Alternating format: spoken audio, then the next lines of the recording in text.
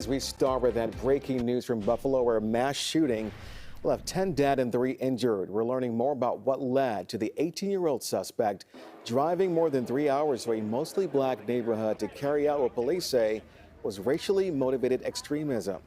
Investigators say this was planned over several months. They're looking into the suspect's online post describing himself as a white supremacist and anti-Semite.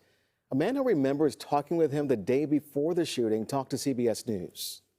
If you ask me right now, is that kid I talked to on Friday racist? I would tell you no. You think he would have tried to kill you? I don't know, because obviously he don't like black people, but I don't know if he would have shot me or not.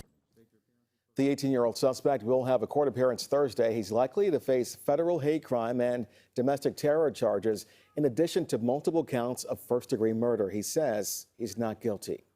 Looking live now to the White House, we've learned President Biden is going to Buffalo tomorrow. He talked about the display of heroism by Buffalo security guard Aaron Salter, who was killed trying to take down the gunman. He also spoke about the grief families are facing.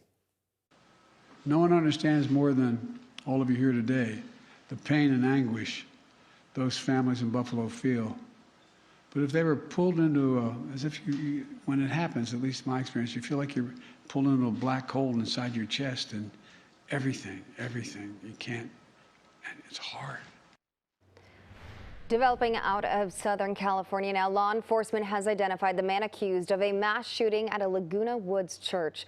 Investigators say 68-year-old David Chow from Las Vegas shot and killed one man and injured 5 others.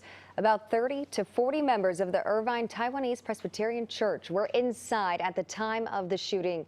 Deputies say churchgoers hogtied the suspect using an extension cord and took at least 2 weapons from him. He was detained when the deputies arrived. That group of churchgoers displayed what we believe is exceptional heroism and bravery in intervening to stop the suspect. They undoubtedly prevented additional injuries and fatalities. The ATF is conducting an emergency trace on the recovered firearms. Well, the president has pushed for more gun control to curb gun violence. Progress on bills at the Capitol, however, is slow, or it just does not exist at all. CBS's Ed O'Keefe explains what is next.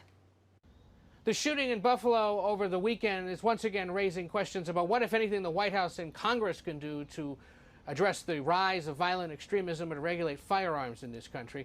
Over the weekend, President Biden addressed a police memorial event here in Washington. He mentioned the shooting in Buffalo. He talked about unity. He did not mention the ongoing push for gun control. But he has taken some steps to crack down on gun violence through executive action.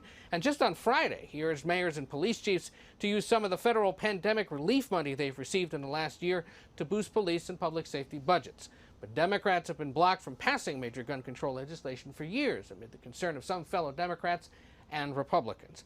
Meantime, the House is expected to take up legislation to combat domestic terrorism in the coming weeks.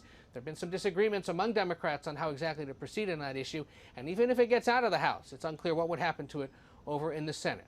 But with all these shootings over the weekend, outside NBA games, at churches, those that have happened in classrooms or shopping malls, there is no sense that the White House and Congress are going to take action anytime soon to address the rise of gun violence and domestic violent extremism. Ed O'Keefe, CBS News, the White House.